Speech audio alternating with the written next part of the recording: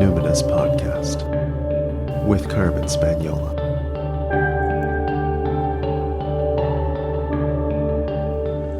Hi there, and welcome to the Numinous Podcast, where we have interesting conversations with everyday folks about the mystery of life. I'm your host, Carmen Spaniola, coming to you from the lands of the Lekwungen-speaking peoples, the Songhees, and the Esquimalt First Nations, commonly known as Victoria, BC, Canada. I'm sharing an in-depth and very personal conversation today, so I won't spend too much time on preamble. My guest today is a trusted friend of mine, Oliver Choquette. Oliver is currently a psychology student at the University of Victoria. His training and expertise comes from various sources, college, university, private classes, etc. But he's also been working in clinics as a support person for over 10 years. He is a passionate reader and researcher of many topics: history, philosophy, political science, psychology, and sociology. But at the end of the day, I wanted to have him on the show because I have trusted him with my child as a skilled helper, providing emotional support for my son for a number of years. As the parent of a 17-year-old trans boy with ADHD and autism diagnoses, and he also struggles with anxiety and depression, I wanted to talk to Oliver about this intersection of gender diversity and neurodivergence. Because it's not just my son. I literally don't know an LGBTQIA two-spirit plus youth. And I know a lot of them. I don't know a single one who doesn't present with some form of neurodivergence as well, or at least some form of potentially diagnosable mood disorder like anxiety or depression. So apologies to all the queer folk right now who are like, duh, like I get it, right? Look around, of course. But there's something else going on here, particularly when we think about autism, ADHD, the increasing diagnoses. Of course, there could be sociological reasons for that, but I know these kids, there is something else going on, and it's a massive gap in our understanding, I think, of sort of the granularity, the specifics of the confluence of these factors when it comes to gender diversity, queer youth, and neurodivergence. So since I don't hear this talked about nearly enough amongst neurotypicals and like in mainstream media, I thought we should have a jam about it. I should have a conversation on the podcast and get into specifics. And the first person who came to my mind is someone that I consider to be part of my parenting team. So I hope you enjoy this conversation that I had with Oliver. So Oliver, what identities do you lead with? What identities do I lead with? Okay. So I think where I'd like to start that is I was raised on the territory of the Lakota and the Cree. And I currently reside on the territory of the WSÁNEĆ. I myself am not a racialized person. I'm white. My heritage is that of French and possibly Slavic. Beyond those pieces, I have lived experience of an intermittent physical disability. I have lived experiences of mental health difficulties. My identity is gender diverse, which is transmasculine. Yeah, I think that's the pile. I'm also am currently a student, so I have that lived experience, though I am a first-generation scholar. Well, I hear what you're saying with that one. I relate to that. So, Oliver, what would you like to share with listeners just to help contextualize the nature of our relationship? Yeah, so what feels like so long ago, I have known for quite some time that I have desired to be in a position of supporting people. And in my journey to do that, I took a hypnotherapy certificate. This was quite some time ago. I want to say possibly 8-ish years ago or so by now. And after completing the certificate, I got introduced to you, Carmen, in your practice, I think through the mentorship aspect that you do. And so took some mentorship with you. Also got lined up to do the G-Day presentation, which was a wonderful adventure of an experience. And then later on down the road, as I went through my kind of like gender transition adventure, you connected me to other queer youth who were in need of supports. And that continues today, which I'm so excited about. Every time I'm like, oh, that kid doesn't have support. Let me try to connect them with Oliver somehow. And sometimes I've had parents say, oh, is this going to be covered? I'm like, actually, Oliver's a student right now, but I trust this person more than I would trust. Really, with my own child, with anybody in town, it's like, no, this is who I would send gender diverse youth to in the city that I live in, regardless of credentials, quite honestly. So, you're fantastically supportive to youth in this community, and I super appreciate it. So there's just a lot of ways in which we have shared interests, but of course our lenses are very different. And so this makes me so excited to talk to you about a current conundrum. This is like peer supervision, okay? Both of us are operating on the margins of sort of mental health fields, let's say, right now, and like trying to figure stuff out because there's no teachers, really. So here's what's happening in my practice. As I'm cross-pollinating ideas and research, and just so listeners know, once again, I am not a clinical counselor. I'm not a psychologist. I'm nothing like that, right? I came through hypnotherapy. I did the year-long program to work with, in a complementary way, with people who have DSM diagnoses. That's where the clinical part of clinical hypnotherapy comes from, but I don't diagnose. And my training has gone through trauma recovery, from a somatic perspective.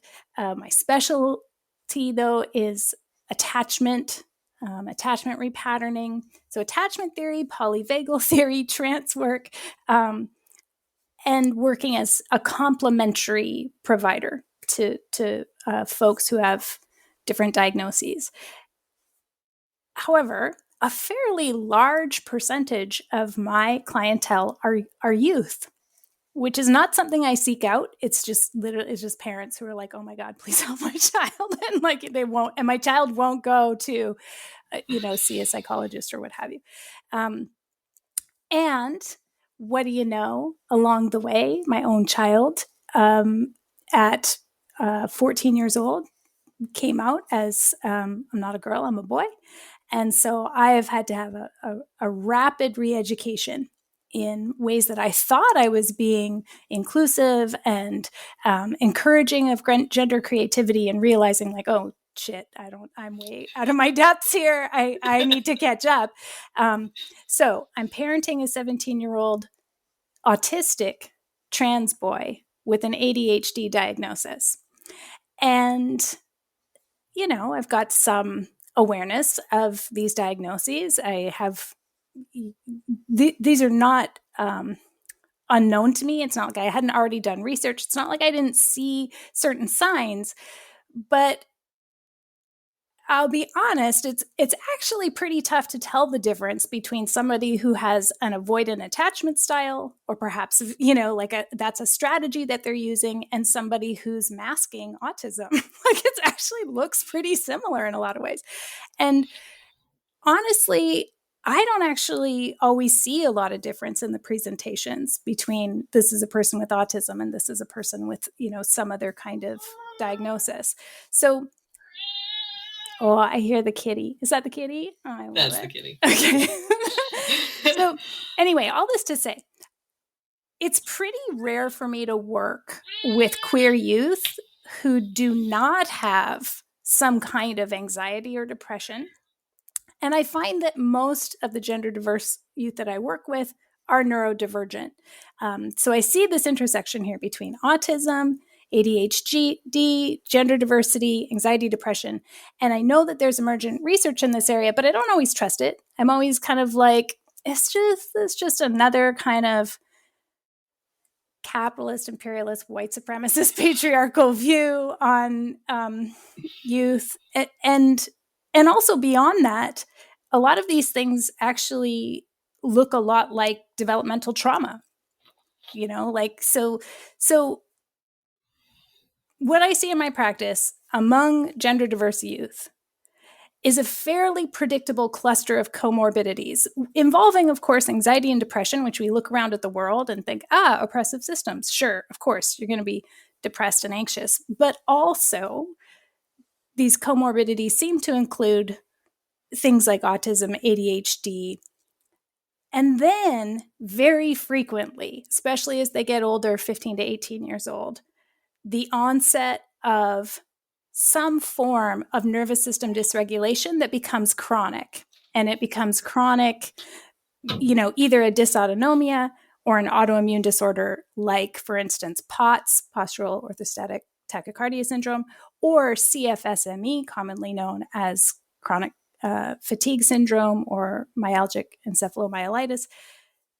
So, I'm always trying to tell them there's no one thing. There's no one thing that's going to be diagnostic, but clusters will be indicative. But now my question is, indicative of what? Indicative of trauma? Indicative of societal adverse experiences? What is it? So with your research that you're doing as a student, with your lived experience, with your experience even having talked to a lot of youth, what are you seeing? Do you think there's something in the emergent research that makes you think, we might be approaching a framework for service providers who could work in a more helpful way with this generational cohort we call Gen Z that seems to have this very interesting coalescence of issues? That's my long story. Take it away, Oliver. Okay. So I will also preface with, my nearly completed a bachelor's of psychology from the University of Victoria. During the course of that degree, I have also ensured that I'm interdisciplinary. So I've taken multiple classes in specifically history of LGBT and also sociology. So just to really acknowledge where my kind of direction comes from. So your question has a lot of different pieces to it. I know what kind of your end state question is, but there's a lot of layers to get to that point. And I would kind of like to go through some of those layers. So all of your listeners and such, so we're all kind of on the same page. Yeah, please do. So kind of starting off, the very first piece. So seeing differences between ADHD, autism, anxiety, depression. And I just want to kind of voice for folks that in the world of mental health, it's very common for folks who have combination diagnoses to not be seen as those combination things, for them to kind of get lumped in together. It's kind of akin to, though obviously not the same, but akin to someone saying, I don't see color. By not seeing the distinctions between autism, ADHD, anxiety, depression, between these things, it's a bit of I don't see color. Because the emotional experience of someone who has anxiety is very different, and their needs for safety are different than the experience of someone who has depression and what their emotional needs are. So, and a person can have both. So it sounds like it's an in the moment kind of thing. Okay. Yeah. So the thing is and this is where, and you kind of mentioned, we've got these systemic factors, and of course, looking at the world, you're going to have all these things. And it's yes, but it's a little bit tricky. So just because something correlates doesn't necessarily mean it causes it, right? Mm-hmm. So a great example, one of my favorite ones that was used in school was ice cream sales are highly correlated with murder rates. What? Yes, they absolutely are. They're very, very highly correlated with each other. But obviously, ice cream doesn't cause people to kill people, right? That doesn't make any sense. Yeah. Right? So there's something else there. Well, what else could it be that's going to affect both of those things? It's temperature. On hot days, people buy more ice cream, and on hot days, people can't emotionally regulate themselves the same way. Their impulse is terrible, and more murders happen. So it's completely different temperature, but it's affecting both of these other things. So when we talk about we're seeing, multiple diagnoses occurring at the same time, it's not to say that they're causing one another or something like that. We don't know specifically why we have these cluster of things that happens. So like we don't know what the temperature is. Exactly. Okay. We don't know. We don't even know if it is temperature. Like we don't know what that thing in the place of temperature is. Right. Yeah. Like we do know that in this society, someone who expresses autism, someone who presents on that spectrum, is going to experience more discrimination. The society is not set up for that. And those repercussions, of course, are going to have detrimental long-term effects. So we know those things, but we don't have like the directionality of what's like making someone on the spectrum. And something I want to like make the distinction of between the two. So with autism and ADHD. So first off, one of the things with autism is, so I'm very glad that we hear so much more about the autistic community nowadays. It's something that hasn't happened for many, many, many, many, many years. And something else that's not always very apparent is the folks that we hear from in the community are the folks, they still have support needs, but they're not the same as the whole population. And what I mean by that, and I specifically made sure I could pull something that I could reference directly. So if we take the whole autistic community, the whole kind of string of it, 70% of that community will have a co-occurring intellectual disability. 70%. And the severity of that can vary. So 40% of them are going to have a severe to profound intellectual disability. So these are things like they may not have the ability to speak, those kinds of things. And then about 30% are going to have a mild to moderate intellectual disability. Whereas the last percentage of beyond that 70, they will present like normal levels of intelligence, standard, average, those kinds of things. The reason why I want to make note of that is that the autistic community hasn't had a voice for very long, and we still do not hear the voice of that other 70%. So when we're talking about these gender diverse youth, we're talking about the gender diverse youth who do have the ability to communicate these things, which isn't everybody. So I just really wanted to kind of acknowledge that fact that even when we're having this conversation, this is centered around folks who have a very specific capacity already. That isn't actually everybody. Can we just restate those numbers? Because I might have misheard you, but 70% of the autistic community will have co-occurring intellectual disability. Of that 70%, 40% it will be severe, 30% it will be mild to moderate, and so that leaves another 30%, I guess, that'll not actually visibly or in any way present with an intellectual disability. Correct. Okay. Yes. Thank you. Yes, you're very welcome. And thank you for clarifying. And so now to kind of differentiate a little bit between autism and ADHD, because those two they're often co-occurring, but there are folks who may just have one and not the other. So one of the hallmarks of being on the spectrum, and I'm going to say it right off the bat, folks who are on the spectrum have empathy. Yes. Period. Yes. I know that's a thing that they have empathy. There's no question about it. The thing that is different for them is something called theory of mind. Now, theory of mind, people have heard of it, but there's actually levels of theory of mind. So the first kind of level, and they're actually called orders. And the first order of theory of mind is the kind of sense of, I know what I am feeling, and I can have a sense of what someone else is feeling. That's kind of your first order theory of mind. So it's being able to kind of predict the thoughts of another person. Now, your second order theory of mind refers to being able to understand what a third person would think about the second person's thoughts. Mm. Okay? Mm-hmm.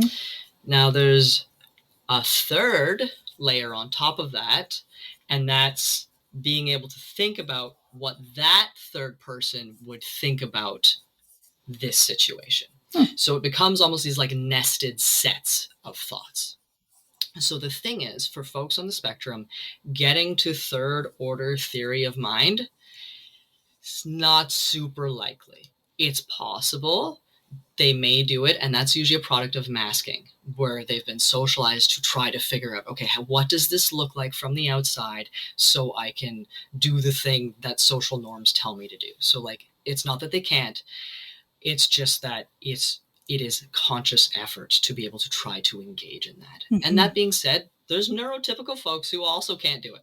Like, right. Mm-hmm. That's like a really good point. Yeah, like it's theory of mind is hard, and especially dependent on how society is socializing you. Like, hands down, folks who are socialized as female have a tendency to have a better sense of how their emotions are affecting other people than folks who are socialized as male. Unfortunately, that's how we are currently in North America. Mm-hmm. I wish it wasn't the case. Mm-hmm. Okay, so when we're talking autism, so we've got that piece. We've got a bit of this, like, kind of the social navigation piece. The other thing that's super, super prominent, and this is more so for like autistic folks' lived experiences, is their sensory system, how they interact with the world, develops differently. And that can be, and it can vary wildly. So it can be that that person needs super, super, super flavorful food to taste anything, or they need it super, super bland because the taste of anything is terrible, or textures are terrible, or temperature or sound. So the way their sensory input is just kind of being processes a little bit differently. Now, that happens for folks with ADHD too, but the nature of it is different. And I actually specifically looked for a paper on it. Nice, thank you. So if anyone can hear rustling, that's because I'm going through a pile of papers to find this. See, this is the kind of researcher that you want. There's like research done just to come on a podcast. This is great. Yeah. Okay. So part of the differences between this experience is that, so if you think of holding something in your hand that you can't see, and you're trying to figure out what that thing feels like, okay? Mm-hmm. So you're trying to discriminate the texture of something. Mm-hmm. The ability to discriminate that texture really well and identify it is easier for someone with ADHD than someone with autism. So the differentiation of sensory inputs is the thing that is more difficult for someone with autism. Where someone with ADHD, they can be like mixed or overlapping or more overwhelming, those kinds of things, but they do have more of an ability to kind of like discriminate and have these identities kind of be separate or discrete from each other. And so I'm just thinking of my own experience and also of my son's. Of course, we have we're two different generations. We're totally two different people. But so he, with his autism and ADHD diagnosis, has different expressions that have come on later in life of misophonia. So that idea of like hearing certain sounds, particularly around food and eating, is more acute. And of course, at first I was like, I had that too when I was younger. You'll grow out of it maybe. But actually what I've realized is mine was, I can't hear people brush their teeth or like spitting or anything like that. It actually activates a very strong gag reflex in me, like very super strong.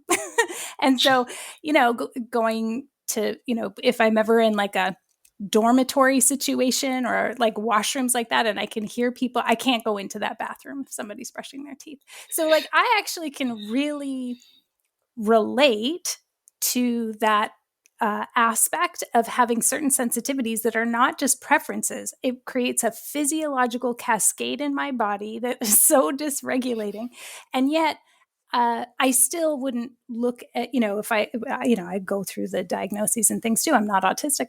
I don't have ADHD. So one of the challenges is when you are a person who is like, I have all of these signs of autism, but actually now but not in this case. In this case, I'm something else, right? I'm actually hyper oriented to and hypersensitized to sensation, sound, etc. So it has made trying to narrow down a diagnosis pretty tricky. It's like if you're just looking online at like, oh, only 5 out of these 10 descriptors suit me. And this is why it's like, if only our healthcare could be more integrated and functional so that we can see that like you can still be autistic and you can still have ADHD, even though you're not checking all the boxes. And sometimes what is supposed to be a signature, you have the opposite, but you could still be autistic. Am I making sense? I'm just trying to like bring up how it's like, Yeah, so I think kind of what I'm hearing is like the confusion that it is of trying to like navigate the DSM and like understand what it's trying to lay out. And I think that like there's a lot of kind of so being an interdisciplinary student, I've definitely heard a lot of like folks do not like the DSM. I'm aware of that. Yeah, totally. I'm not saying I endorse it, but I do enjoy having some kind of framework that we can dialogue on. Yes. Let's just be clear. And the thing for me about the DSM that doesn't always come across is one of its main purposes is to guide treatment and research. And so if we come about thinking about autism and ADHD from that standpoint, the treatment for ADHD is very different than the supports for autism, even though these are both developmental disorders. Right. And when we're talking about like differentiating these criteria, folks on the spectrum, and remember, the spectrum is the full 100%, not just the 30% of folks we usually hear from. They also have other issues that often present things like the routine being more familiar or safe for them and the need for that, difficulties with like change and transitions, those kinds of things. Whereas when you have someone who's got ADHD, other piece I wanted to mention, which I didn't even realize until a short time ago, it's only been since DSM-5 that someone could have both ADHD and autism, that they could be diagnosed with the two. So we're missing like generations of information on what the comorbidity of these two diagnoses actually look like, which really sucks. And that could be why we're like, it seems to be more common in youth. It's like, we didn't used to diagnose them together before. Right. So that kind of skews our data a little bit. Yeah, for sure. So one of the main like kind of pieces for ADHD that's like usually the biggest struggle for folks who have it is the executive dysfunction piece. Now, the executive functions, they're super important, and almost anyone who's ever existed as a human has probably struggled with them at one point in time or another. They're the things that develop last in humans, and they're real finicky sometimes. So these are things like response inhibition. So like, when you're holding your tongue or your emotions, being able to like think and plan short things in your head, like what's 2 + 2 + 4. And if I multiply that by 2 and then that's all your kind of working memory. Sustaining attention. That's the thing most folks think of when they think of ADHD is sustained attention. It's also task initiation. So the ability to go like, hey, I want to do this thing, and then starting on doing the task. Planning and prioritizing. And that can also be like breaking tasks down is encompassed in there. Time management. Folks who have ADHD often talk about time blindness. So they don't have a sense of when as time passes. Like obviously they can see, day, night, what have you, but they're focused on something. They're like, 2 hours just happened. Where did that go? Right. Flexibility is also a part of executive functioning, which some folks who have ADHD are hyper flexible and some are more rigid. And then stress tolerance. Now, as I went through this list, we could all probably think of things that we struggle with. It's pretty common. And the thing is, for folks who have struggles with mental health, many of these will be difficult. If someone's really, really anxious, their working memory is being overwhelmed by the things they're worrying about. But someone who's really anxious is often great at task initiation because they can't stop thinking of the thing that they need to do. Right. Whereas someone who's depressed, their motivation shot. It's gone. Like someone who's depression is hallmarked by learned helplessness, hallmarked by they have tried and tried so many times without success that it's just like, I can't do it anymore. I can't try. There's no point. Where someone with ADHD, they have the motivation, but for the love of muffins, they cannot actually do it. They're like, no matter what, they try. And that's where the support becomes different. It's like, okay, how do we scaffold you so that the trying to do this thing actually happens? Like, what's the barrier? Is the barrier, it's too overwhelming? Is the barrier something else? What have you? So executive functioning stuff can show up with folks who are on the spectrum as well, but it might not be in all areas. And the other thing is that, so folks on the spectrum, their tendency is to be rigid. And I say overall tendency, right? So that means for any of these executive functioning pieces, the ones that can lean towards the rigid side, that's more so what's going to be happening.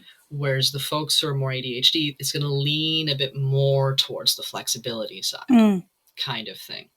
So that's why differentiating these two diagnoses, it's absolutely possible, but it takes a lot of like knee-deep diving into how do each of these show up and how do they show up together. And the only reason why I know so much about these two things is because of my identity, and I know the group that I want to work with, and I know that this shows up in them, which is kind of where we started this from. Yeah, right? exactly. Because it's like, why? I guess we don't know the why, but I'm very curious about what is the deal? It's just another way of saying why. But what is the deal with all these neurodivergent, gender diverse kids? Yeah. And yeah, it's very intriguing, and we don't fully know. There's a lot of interesting theories. Like there's some about where it's like, if someone doesn't have as much rigidity about social norms, maybe it's easier for them to be flexible about it. But the thing is, there's been gender diverse folks throughout history. There's been folks on the spectrum and folks with ADHD throughout history. So we don't really have a sense, why or how these are expressing. Okay, quick word from our sponsor, and we'll get right back to that conversation. So this episode is brought to you by Hide Tanning 101, a live online textiles training happening September 2nd to 30th, 2021. So hide tanning is the art of creating textile from animal hide. Have you ever thought of it that way? So this is something I've practiced with rabbit, sheep, and deer, and I studied with my dear friend and previous podcast guest, by the way, Mara Kerr. In Hide Tanning 101, you're going to learn the 4 fundamental types of natural hide tanning, plus the historical, cultural, and community resonance behind this ancient and embodied craft. So you're not just learning like the technical skill of hide tanning, it's also a journey of personal growth and discovery. I found this for myself anyway, as you explore how hide tanning techniques are really outgrowths of the ecosystem and the cultures of nearly every continent. I don't know if they have hide tanning history on Antarctica, but everywhere else has a tradition.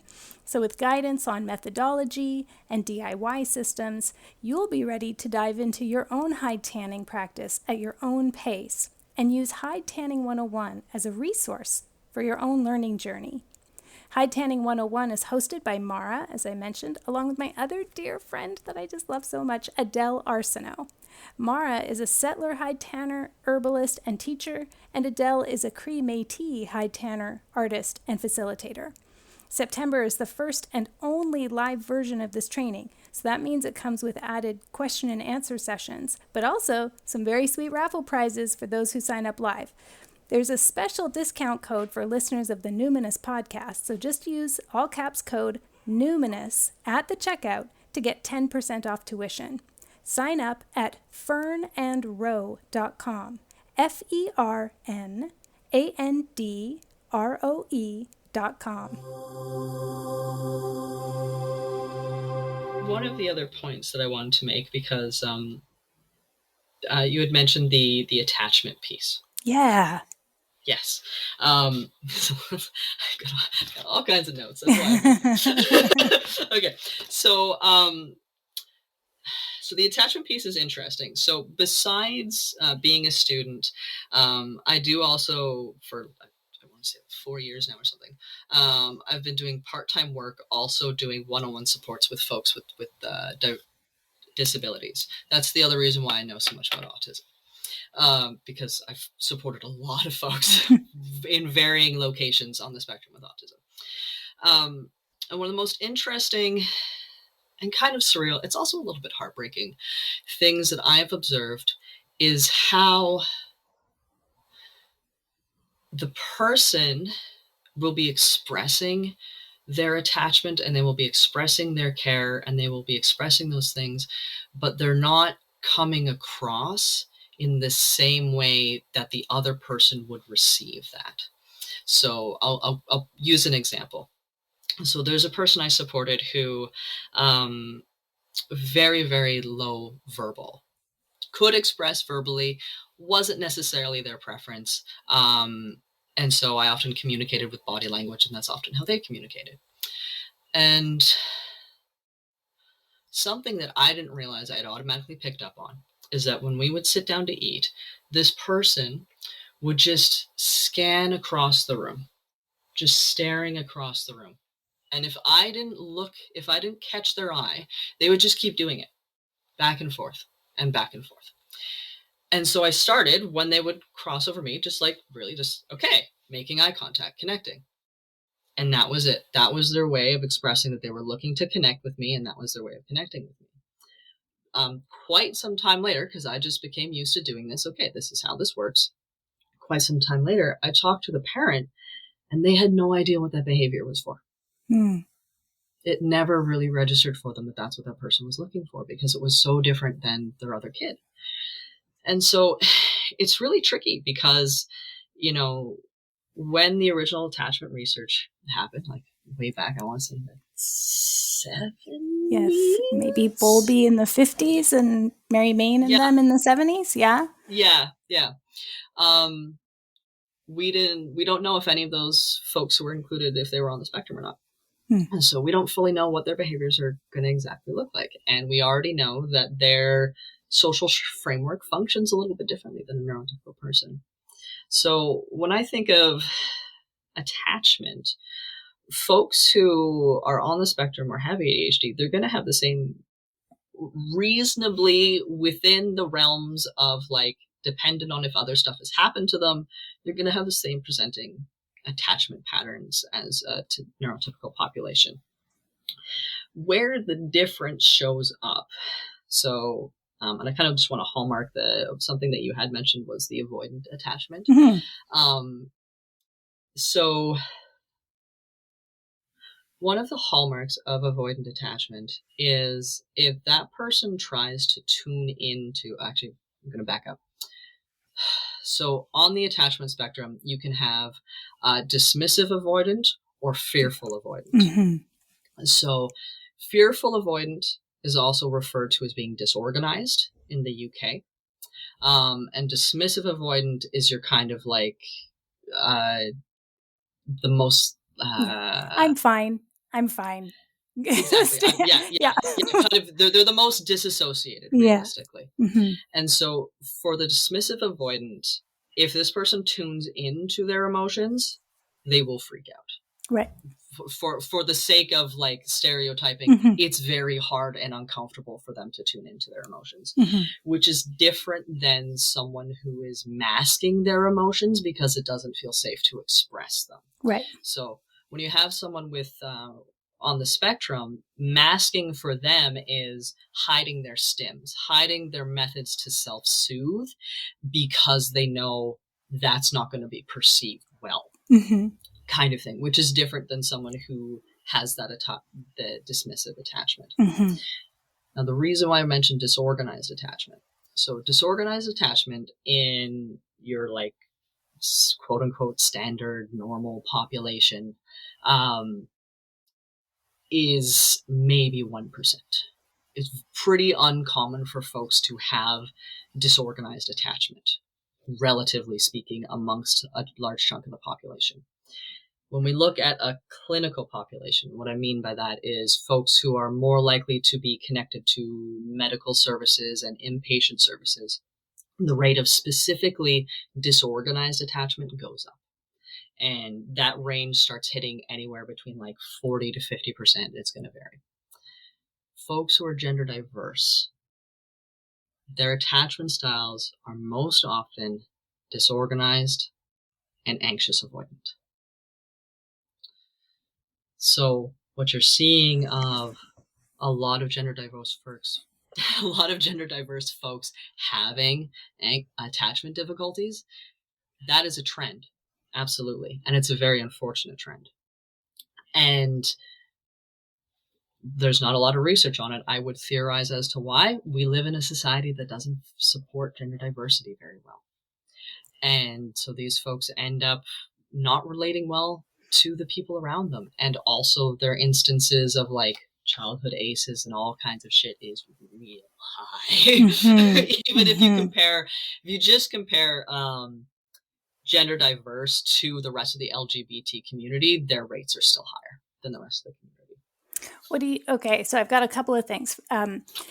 Gender diverse versus the rest of the LGBT community. I want to talk about that in a second, because that's I don't want to call it a binary, but that's a juxtaposition I haven't heard of. And so I want to talk about that. But also, I don't want to say this in the outro because I want to make sure you're on the call to say it. My experience with disorganized attachment, for folks who are new to attachment, I just want to say, the language shifts quite a bit between whether you're working with children or adults, and also between whether you're in the UK or North America. So it can be very confusing. And I tend to use what we tend to use with kids is like, there's anxious because it presents kind of how it sounds, right? It's like it's very preoccupied with relational stuff, and avoidant. But as you said, within avoidant, there's a range. Within both, there's a range. And when I'm talking about disorganized, because folks have heard me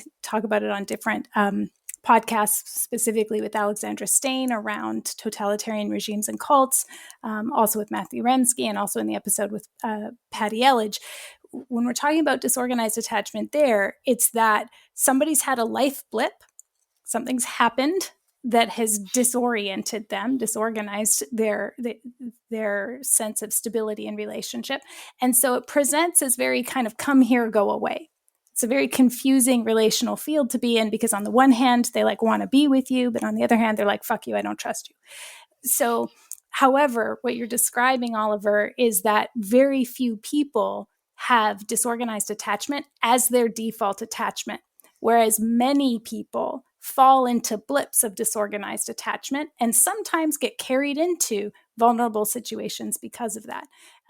That's a thing that I just want to put out there, is like the lens that I've learned through Diane Poole Heller and others, just to make a distinction, because they might be confused by things that I've said before on the podcast. So when you're saying that one person, because I would say, particularly when the field is very destabilizing, more people are likely to fall into a period of disorganized attachment where on the one hand, they want closeness. On the other hand, it's not consistent. They don't want it. And in youth, especially, who have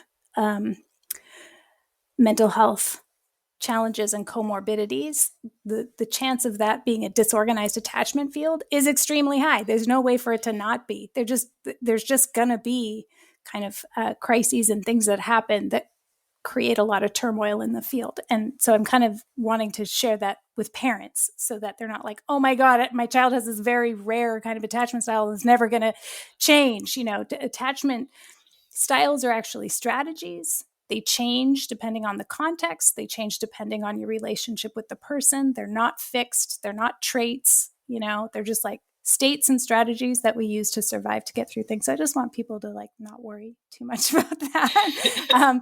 And then before we go to the gender diverse versus LGBT, I just want to give you a chance to also weigh in on either what you mean or just like some distinguishing differences in how we talk about it. Yeah, so I think what absolutely like fluidity of attachment and how that strategy is going to vary and change based off of circumstances is very, very important. And um, so in like kind of exemplifying that the rate of disorganized attachment is higher in gender diverse communities, the piece there is that for that community as a whole, the likelihood of them having someone in their life that feels predictable and safe, reliable, that they can feel comfortable around just being themselves is much less common. Mm-hmm. And it really only takes one person for someone to have like a sense of a secure attachment, at least with one person. Mm-hmm. And just in gender diverse populations, that's rarer to happen. Mm-hmm. I think that's kind of really the piece there. Yeah. And yeah, if you're being that person for your child, if you're the person that they're safe and secure and doing great with, sweet, cool. Like, yes, we need more of that. But yeah, and also like it's they're a pretty high risk population, which sucks. Like they got a high risk of homelessness. Mm-hmm. So many extra syllables in that. High risk of homelessness, and all kinds of things. So, and a lot of those pieces don't make for stable attachment strategies because they don't get to feel that there's people that they can trust or go to for help. Yeah. This might be a good time to shout out the zine by Leah Joe and Fiz Percal called Queer Attachment, an anti-oppression toolkit for relational healing. And it's, specifically for, basically what they've done is like a book report of all the literature and put it through the lens of I guess what they would call queerness. And it's like a little Cole's Notes for attachment styles for queer folk. And it's available online, and I'll link to it in the show notes. So I'll give you an opportunity to say anything else around that. And then my follow-up would be, when you say gender diverse versus LGBT, what's the difference between these groups here? So the reason why I'm making that distinction is that the research involving like the LGBT community as a whole has often been done in such a way where it lumps everybody together. And so what I mean by that is, like, let's say you're doing a study on relationships, and the way the researchers would organize the data when they're analyzing it is they would pretty much go heterosexuals versus everybody else. Right. And then they would compare it. But the thing is, everybody else is lesbians, gays, bisexual, pansexual, queer, ace, trans, two-spirit. Like, that's everybody else is the whole kit and caboodle. Right. The thing is, in that group of everybody else, they're different. There are differences. And as we've begun to finally start differentiating, we've seen different things, like the relationship strategies that are used between gays and lesbians are different. The co-occurrence of discrimination experiences are different for pansexuals and bisexuals versus gays and lesbians. So we're starting to see those differences within the community. And it's still also only been fairly recent that we've even bothered to separate trans out of that group. Which is kind of annoying because it's like there's so much that we don't have data on. But yeah, so when I say gender diverse, and I kind of like hop in between saying gender diverse or transgender, and gender diverse is kind of a relatively more recent term that tries to be more inclusive of a larger range, whereas transgender is still the term that's often used in research. So, and it depends on the field. Like, it's one of those things where if I go into my psych classes, some sections of psychology, let's say cognitive psych, you'll be lucky if they do something on transgender people. And then if you go over into social psych, then they might include pansexual and bisexual and like have all of these things. So like different chunks of the field are at different locations with terms. So I often hop back and forth between the term I'm using because I'll be like remembering a specific paper and like the term in that paper was trans, or the term in this thing was gender diverse. So it'll be a weird thing that I hop back and forth in between. So my apologies if that's really confusing. This is really great. I appreciate the distinction and where it's situated in kind of the timeline of gender diversity research, and sociological research and attachment research and all that. This is really good. So, given what we've talked about so far, what do you see as maybe most promising practices as we move forward as practitioners who are supporting queer and gender diverse youth with these comorbidities specifically? Yeah. And there's a few different pieces there. I think one of the things is that for a lot of these folks, they've gotten so habituated to hiding the things that they struggle with. And so the idea of being trans enough or autistic enough or ADHD enough, those are very hard things that they often struggle with. And then there can also be so much guilt and shame about having the things that they struggle with to begin with. So I think a lot of when I'm supporting folks comes down so much to just being willing to listen and really validating that person's experience. And I'll give an example. So there's years and years ago when I was seeking supports for myself, a person I went to who is a trained psychologist had pinned me for being borderline, having borderline personality disorder. And to preface, I don't. But that person, for most people, put them in that box. They were borderline. What they didn't have the capacity to differentiate was complex PTSD and borderline personality disorder, which are different. Yeah. But they can both present with emotional regulation issues, which is the hallmark of borderline personality disorder. One of them. Let's also just say many practitioners don't even believe that BPD actually exists. Right? We're back to what's the context? Could it be trauma? Is it that? Is it something else? Right? So, yeah. Well, and even the idea of is it trauma? Does it matter? Right. And what I mean by that, because I know that could be a very what do you mean doesn't matter? No, what I mean by that is how I'm going to support someone who has borderline personality disorder, the types of skills and things I'm going to work with that person versus someone who has complex PTSD are different. Because someone who has complex PTSD, there's a sense of possibility of closure. There's different strategies that person needs to feel safe in the world versus someone who has borderline. The emotional regulation differences between those two groups are different. You could also have both, absolutely. That can happen. And those needs are going to be different. But anyways, so that particular psychologist, their ability to listen to what exactly it was that I was saying and understand it in the lens of trauma versus just my default kind of quote unquote default way of going through the world wasn't available. They did not have that skill and or capacity. So for me, being able to support folks is really being able to try to understand what it is that they're struggling with.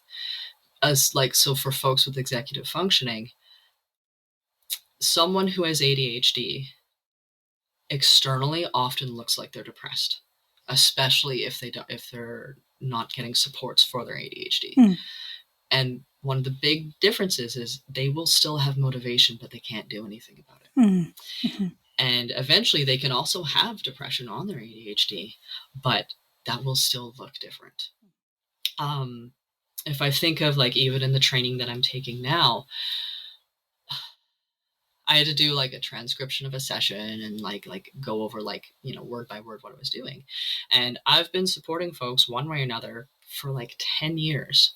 And even in that session, I went oh, crud, I did not catch that they gave me these specific emotions.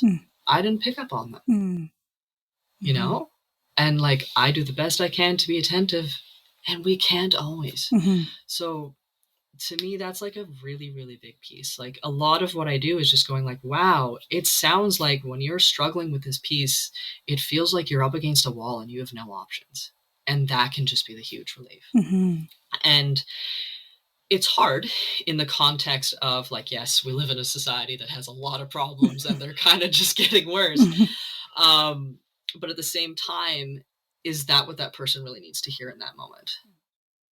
Like, yes, the struggle for dealing with society is a lot, but if getting out of bed is so hard, then getting to be able to deal with society isn't going to really be able to happen.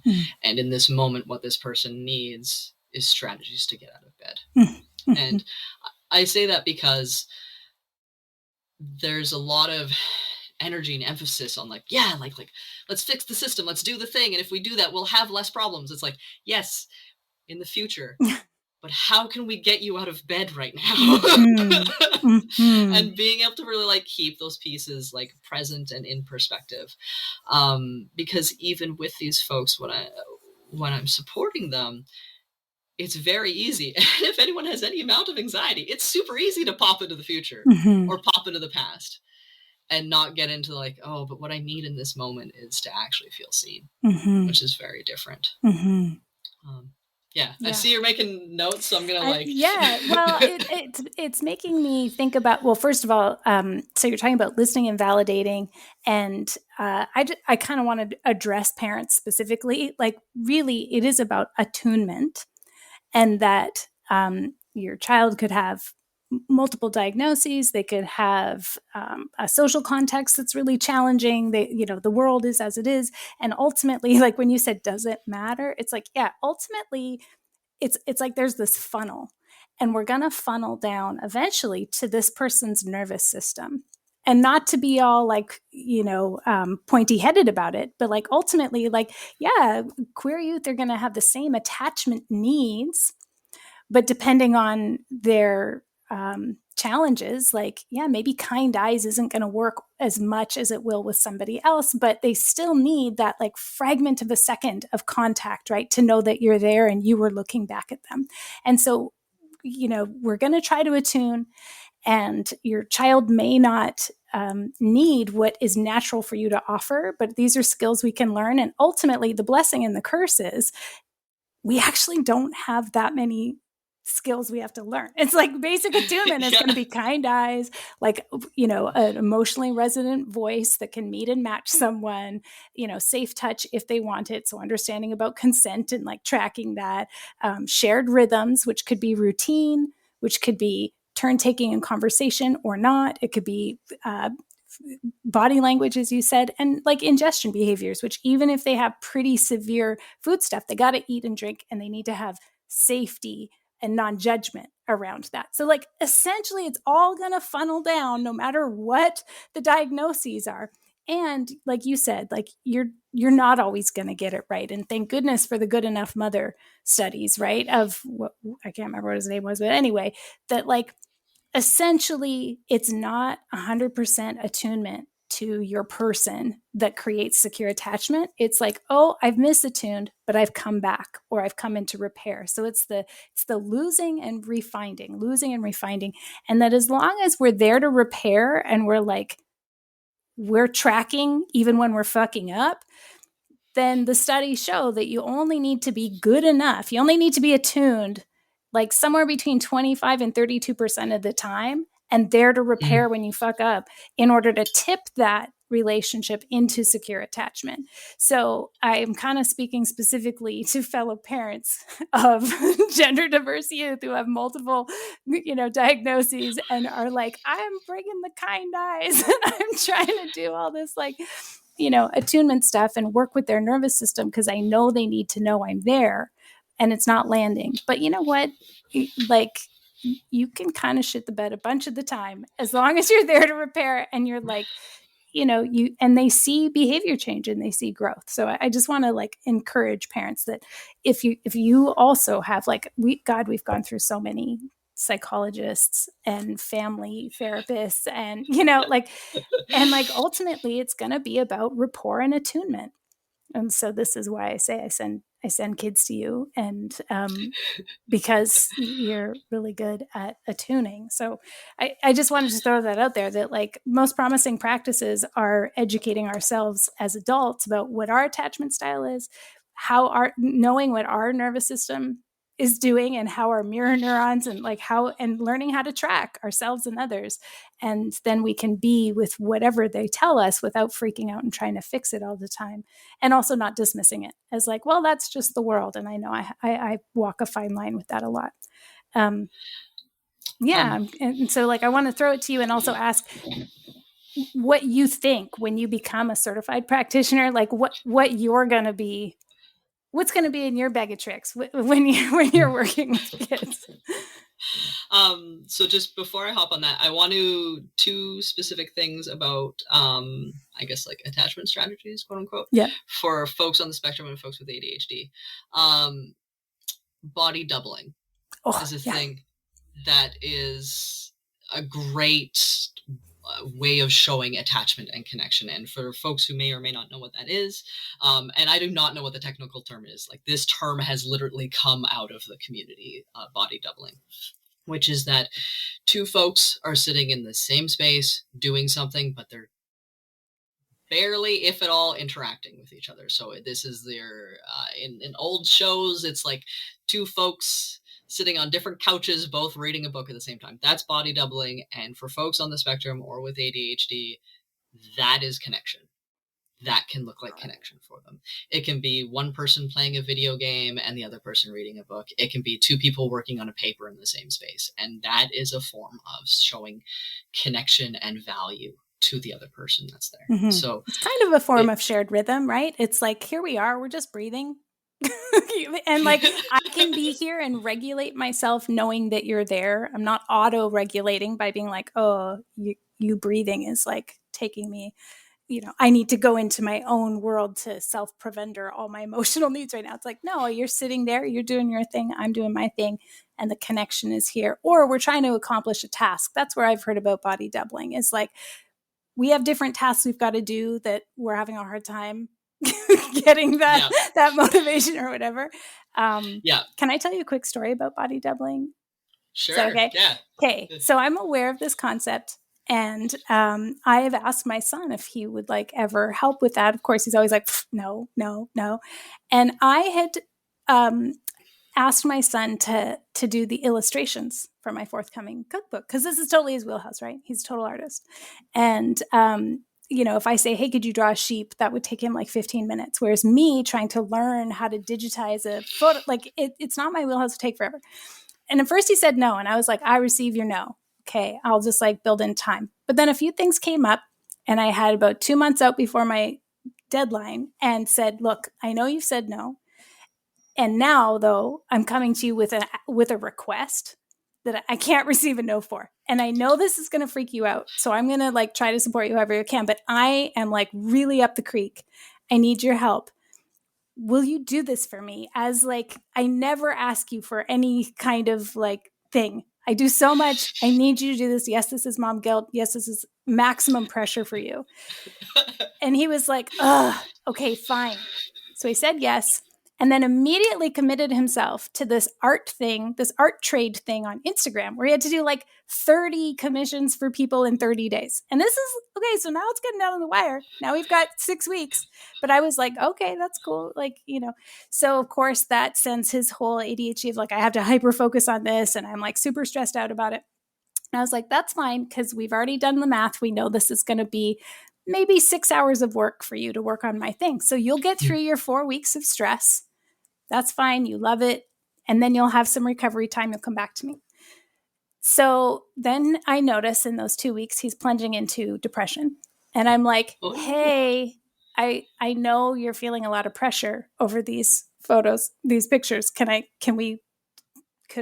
sit with you while you do it? Do you want me to be beside you? No, don't help me. It's fine. It'll be fine. I'm just tired.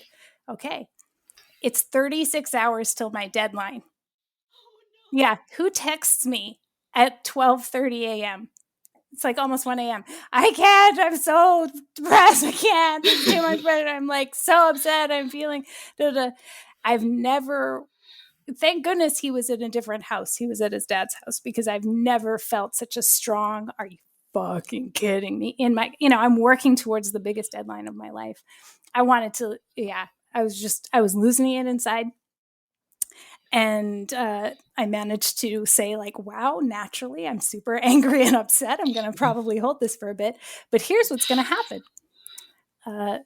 I'm going to get through my big day tomorrow editing photos. Then the next day, you're going to come over here and you're going to sit at the kitchen table with me. You're going to bring your iPad and you're going to teach me how to use this program. And you're going to champion me while I figure out how to do this thing I've never done, totally outside my wheelhouse. And you are going to cheer me on while you watch me draw these 12 pictures of farm animals.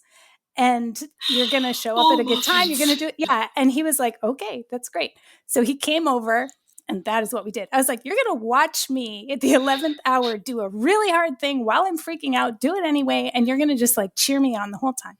And what ended up happening, of course, was I would like start a photo and then I'd be like, how would you make this better? And he'd be like, okay, let me look at it. And then he would make it, 50% better, 100% better in a few seconds.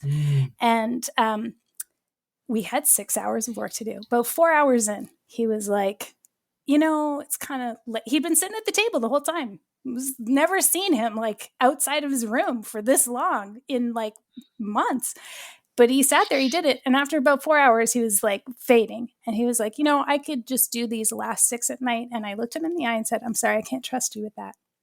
And that was an emotional moment. Yeah, he was like, okay. And I was like, but I really appreciate you being here.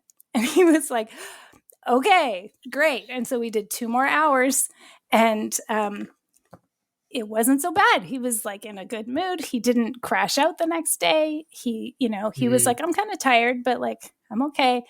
And I didn't bring it up with him, but I was like, I know that if we had done the body doubling, but the thing is, I get it. He cares a lot. He doesn't want to disappoint his mom. It was not the skill. He could say all the different reasons why this was going to overwhelm his system, but ultimately it's going to be like an emotional, relational thing. And I did know that this was going to be a problem, and I should have given him a deadline that was, a week before my actual deadline instead of 2 days. My bad. Teachable moment for mom. But also I was like, okay, so sometimes I will have to be like, no, we're body doubling now because it's your math final or whatever. And I'm just going to sit here. I'm going to do my thing. You're going to do your thing, because there was so much reticence beforehand that like, things had to be breaking in order for him to be like, okay, yes, I'll do this. He had to know that he was like super pissing off his mom. But then he did it and it was good. It was fine. But it would be great to, we still have to talk. We have to have a debrief over what that happened.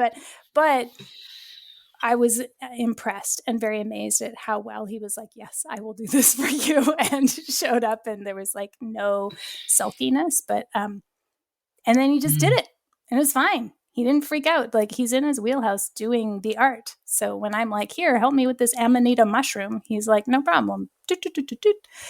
And I think it went well, but I could see how body doubling could be a much more enjoyable experience if it hadn't been right before the biggest work of my entire life was due. Yeah, probably.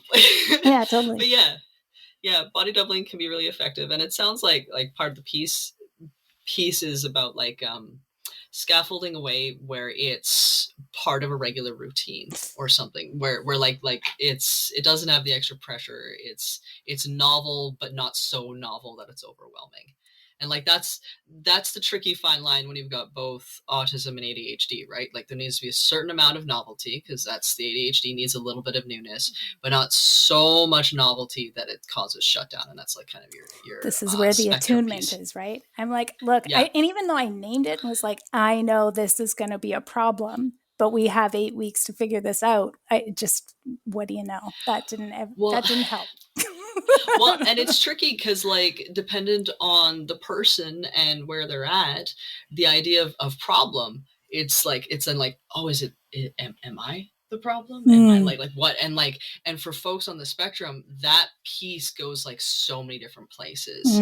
And then for folks with ADHD, so one of the things about ADHD regarding social pieces, folks with ADHD often can tell that they've messed up the social cue, right, but don't know how to fix it. Right. Where someone with on the spectrum is less likely to even notice the social cue to begin with. So someone with a lot of like lived experience of ADHD is like, oh, how have I messed this up already? Yes. Someone said the word problem. Am I the problem? I'm always problem. Right. And they just like, and now the mind is so flexible and it can take us a lot of places.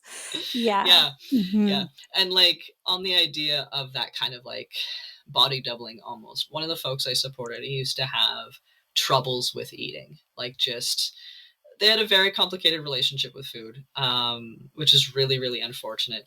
But one of the strategies that I would use is I would always have snacks on me. And if I started eating, they would. Oh. But if I initiated it, it wasn't going to happen. If I asked them if they were hungry, anything, absolutely not. But if I started eating, then they would be like, oh, I think I want to go get something. Like they needed something else to kind of cue them into it. But there's no amount of like tuning into your body or any of that stuff that was really going to land with this particular person. And they're so different. Like that person otherwise seems very functional in many ways, but eating, nope, not happening. That is very good tracking and very creative, right? Like that's you tracking human nature. Like, I'm noticing this pattern, and like, what if I try this to interrupt that pattern? And like, look, mirror neurons. Okay, this is our friend, So that's a very useful that's a very useful story, I think, for a lot of parents, that it's about tracking, and there's no kind of like textbook solution. It's you have to observe and experiment a little bit. I sidetracked you with my story, though. Were there other things you wanted to share about what you're going to emphasize as a practitioner? Yeah, thank you for bringing me back to that spot. I think, like, one of the big pieces for me is really education. Improving the quality of education for practitioners, because right now it's really, really, really limited. There isn't, even in the process of my degree, I did not get exposed to very much information on gender diverse populations. I got exposed to more of it in the sociology department than I did in the psych department. Yeah. Like, hands down, I did, which was very frustrating. Anyways, so a lot of it is about just like improving the quality of education for practitioners, because there's a lot of lack of information or misinformation that's out there about these groups of people. And then otherwise, so much of supports, I'm going to backtrack a bit. In the work that I do, like the part-time work that I mentioned previously, that was when I really got introduced to the idea of person-centered care, which is something that's like much more common now than it used to be. And it's something that I've heard about, talked about in psych, but not nearly as often. But one hallmark to me of person-centered care is the idea that the person themselves, whoever you're trying to support, knows the answer to what's happening. And it's finding a way to scaffold them and support them to the point that they feel safe getting to that answer or expressing it. And so for me, it would be about getting more practitioners comfortable with like the awkward silence or the not knowing or the like, this person is like really, really distressed, and I'm just going to sit here with them and we're going to figure this out. Because a lot of what I've witnessed in the supports that I do, or in hearing like other practitioners talking, has been a lot of like problem solving or like trying to think of all these different solutions, when it's like the person who has these things they're experiencing knows where their limitations are, but they often don't have the space to do the thing that's not like normalized for them. Like an example of this. So I had a person who I was working with who they had such a hard time not using their phone in bed. They absolutely knew that if they went to bed and if they did a meditation while they were in bed, that was their dream. Like, they loved it. They were so motivated to do this, and they just did not know why they could not get off their phone, and they were so frustrated, like absolutely beating themselves up about it, left, right, and center. And so I started talking to them, like, okay, so walk me through this. why do you use your phone in bed? Okay, well, it's because I want to like check these things right before I go to bed. Okay, is there anywhere else that's comfortable enough to do that? Oh yeah, actually there is another chair in my room. Okay. So what would happen if you're trying to use that chair and then like you transition to your bed? Like what's the next possible block? Oh, well, I want to be able to plug it in to charge it. And the only place that I can actually plug it in is actually beside my bed. So the phone ends up coming over to my bed because I actually need to be able to plug it in over there. So if we can find another place to plug in your phone, you won't use it in bed. Lo and behold, we found another place to plug in their phone. Problem was gone. What looked like an inability to get off the phone had nothing to really do with the phone, but just the order of operations of what was happening. But the other folks who had like worked with this person was just like, okay, well, we'll try like setting a timer and doing all these other things. It's like, and that had nothing to do with what the issue was. But it can be really granular and awkward of like, okay, like what is the actual block here? One of the terms in the ADHD community is like, what is the wall of awful? What is the thing you have to get through to be able to do the thing? And how do we make the wall of awful smaller to be able to do it? So for me in the future, it's about being more open to like unique or different strategies, really being able to be comfortable with like what this person is bringing up and finding a way to scaffold around it. Better education on like gender diversity and what folks who have that lived experience like need, what they're looking for support, and really being able to differentiate between different diagnoses, because someone who has anxiety has very different needs than someone who is on the spectrum and has ADHD. And if they have all three of them, we have to track moment to moment what's happening in this moment that is the impediment, right? And how are those playing together? Yeah, I totally agree. Yeah. What do you hope to see, Oliver, in the future? What do you want to see more of in terms of like gender affirming care and disability justice in the field of mental health? Yeah.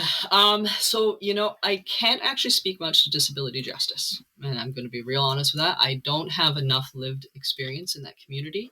I would rather see folks who are disabled being in positions where they can better influence those decisions and those conversations. Like that's realistically what needs to happen. Myself as a more or less able-bodied person doesn't need to be in that conversation. As for gender affirming care, like consistency, I think that's really it. I don't know. Like, I feel like that is a great question for Dr. DeVore, who is the chair of transgender studies over at UVic. He's a fabulous resource who is doing a lot of great stuff on this. I don't feel like it's very ironic, being in psychology, being a transgender person. I don't feel like I know what the best practice is for that yet. Like, I'm very aware, and I'm going to like acknowledge a bunch of critiques that just flew into my head. I'm very aware that the YPath standards of care are best practice, which is being as affirming with the gender identity as possible within the constraints that exist at the time.